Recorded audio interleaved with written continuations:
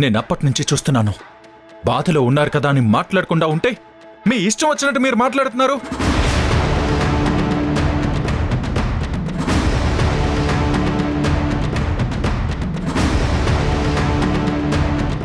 ధ్రువ, ఇప్పుడు నువ్వేం మాట్లాడుకో. నువ్వు ఉండమ్మా.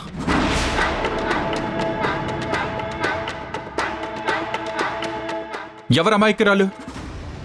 వదిలితే పెళ్లి చేసుకుంటున్న అమ్మాయికి తెలియకుండా పెళ్లి చేసేయగల తెలివితేటలు కలది మీ కూతురు.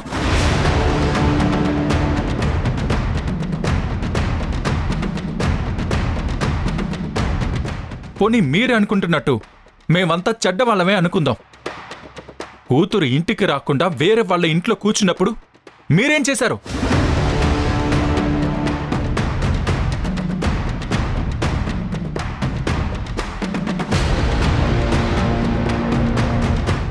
నాలుగు తగిలించి ఇంటికి తీసుకెళ్లకుండా మీరు మమ్మల్ని అంటున్నారా?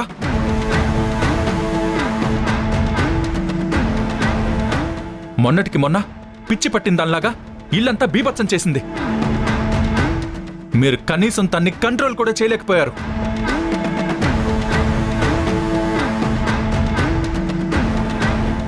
మా అమ్మ తన పరిస్థితికి జాలిపడి మేం చూసుకుంటాం అనగానే చేతులు దులుపుకుని వదిలేసి వెళ్ళిపోయారు.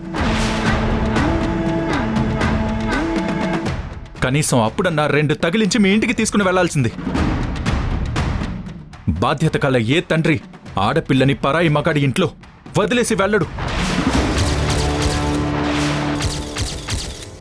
ధ్రువ!